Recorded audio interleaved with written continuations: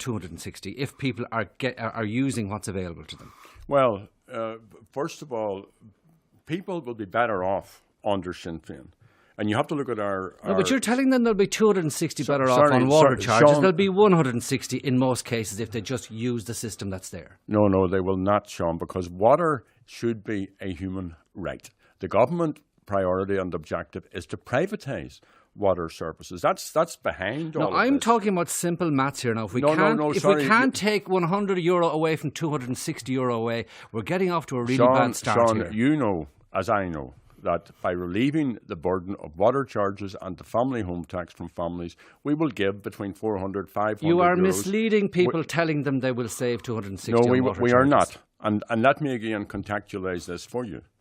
First of all, water should be a human right. This government, in a deal done with the Troika by Fianna Fáil, added this tax. It's a second tax we already pay for water. And the objective is, and this was railed against by Fine Gael and Labour at the time, is to privatise water. So we want to take it out of that territory, to put it under a public utility, scrap the charges, put a new company in place under the tutelage of the Oireachtas, and roll out infrastructure, stop the metering, and ensure that people get best quality water. Fine, but you won't accept my simple arithmetic then, that taking 100 away from 260 gives 160, and that's all that's to be saved. I'm sorry, and I was about to also say to you that we're bringing forward in a very costed way.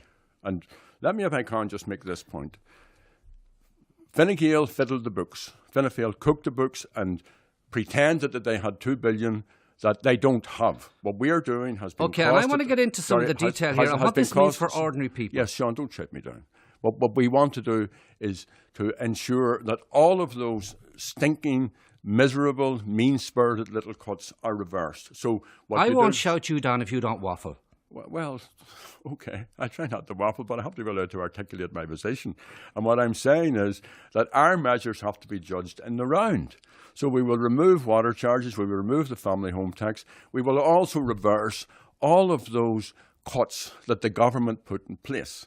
We will also roll out a transformation of our health service from the current two-tier system into a public health service, universal and free at the point of delivery and paid for through direct taxation. Now, just let me conclude this point. That is a cocktail of measures which will mean that people are better off.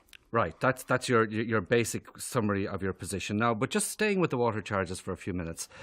This is something on which you have flip-flopped. In October of 2014, your spokesperson confirmed that you intended to pay water charges on your holiday home in Donegal. Then, in November, the story was reversed. You decided not to pay. Pierce Doherty and Mary Lou McDonald also changed their tune, saying they would pay and then they wouldn't.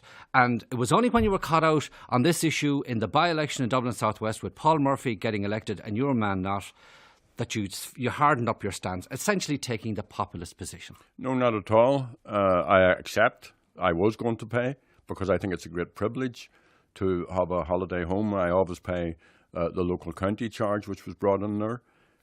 I'm still paying the mortgage on that holiday home. So it was then when I reflected, went back into my constituency, talked to people there and saw the dire straits that they were in, that in solidarity with them, I took up the position which I've taken.